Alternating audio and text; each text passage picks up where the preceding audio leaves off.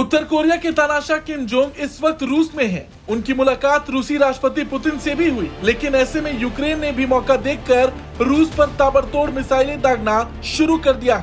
इस बात की जानकारी खुद रूस की तरफ से आ रही है। एक तरफ पुतिन और किम जोंग की मुलाकात हो रही तो दूसरी तरफ यूक्रेन ने 10 मिसाइलें रूस पर दाग दी।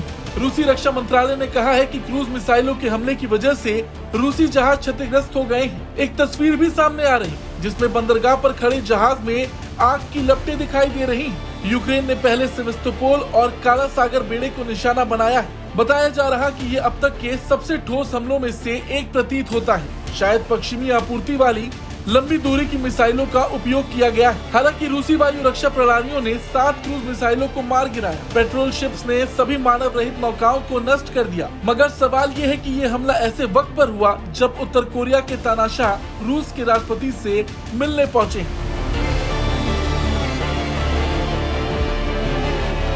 वहीं शिपयार्ड में क्षति के पैमाने का तुरंत पता नहीं चल पाया है। हालांकि सोशल मीडिया पर पोस्ट की गई तस्वीरों में अंधेरे में बड़ी लपटें दिखाई दे रही हैं, जो बड़े बंदरगाह के बुनियादी ढांचे को अपनी चपेट में ले रही।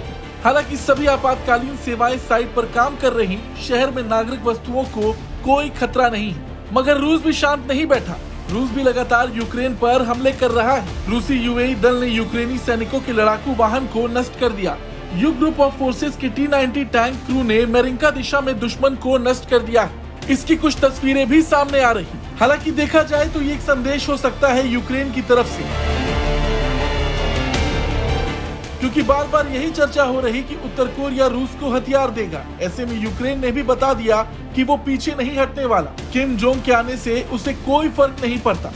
हालांकि देखना ये होगा कि जो पुतिन और किम जोंग के बीच मीटिंग चलेगी उसमें क्या कुछ निकल कर आता है, क्योंकि अमेरिका की नजर इस मीटिंग पर होगी। अमेरिका लगातार रूस का विरोध करता आया है। इस युद्ध में यूक्रेन को अमेरिका का ही समर्थन है। यूक्रेन को अमेरिका भर भर के हथियार दे रहा है। ऐसे में अगर पुतिन को उत्तर कोरिया हथियार देता है तो अमेरिका के लिए सबसे ज्यादा मुश्किलें बढ़ेंगी। मगर देखना ये होगा कि रूस करता क्या है। आपका क्या कुछ कहना है कमेंट करके जरूर बताएं। ब्यूरो रिपोर्ट, भारत तक।